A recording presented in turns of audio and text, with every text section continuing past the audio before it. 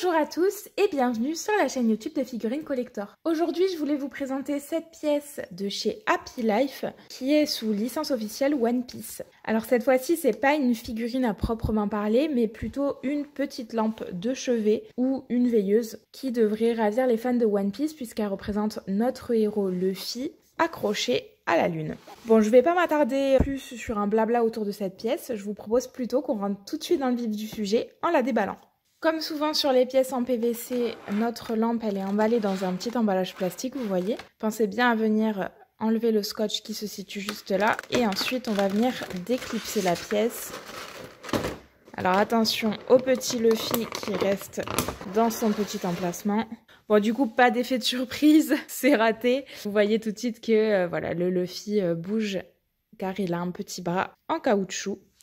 Mais on regardera ça de plus près juste après. On a également un petit livret qui est fourni, qui malheureusement n'est pas rédigé ni en français ni en anglais. Donc pour les Européens, il faudra repasser quoi. On va pas s'en servir pour le coup.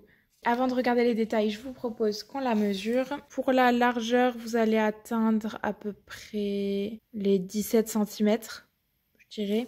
Et pour la hauteur, 19 cm, ouais 19 cm je pense. 19 cm et demi peut-être. Mais voilà, dans ces eaux-là, donc on a une petite lampe qui est pas très grosse, qui l'est suffisamment pour avoir son petit effet sur une étagère, mais qui prend pas énormément de place. Pour ce qui est des détails, je vous la rapproche qu'on puisse la voir un peu plus. Je commence par vous montrer le petit Luffy, donc qui est très sympathique, hein, vraiment chibi Luffy, grand sourire. Il y a les détails qui le représentent bien, avec évidemment son chapeau, il se tient son chapeau avec sa main, la chemise ouverte, le pantalon bleu, le petit foulard autour de la taille, la cicatrice, les sandales, je vous montre un petit peu tout ça. Et donc, comme je vous disais, le bras en caoutchouc qui vient tenir, vous voyez, la lune.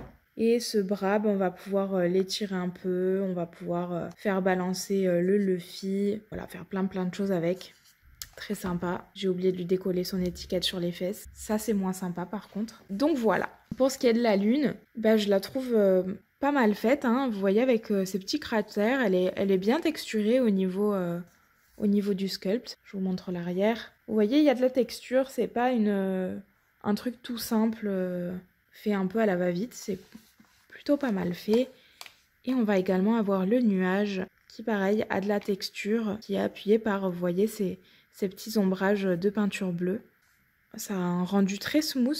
Donc plutôt sympa, parce que c'est vrai que des fois les veilleuses c'est un peu grossier. Et là je trouve que ça ne l'est pas. Sur le dessous, vous allez avoir un petit emplacement pour rentrer le câble. Et vous voyez le faire sortir par l'arrière sans que ça gêne trop. Vous pourrez mettre également le surplus là dans ce petit caisson. Donc c'est pas trop mal fait. Et juste ici on va avoir un bouton power, mais je vais vous montrer ça juste après.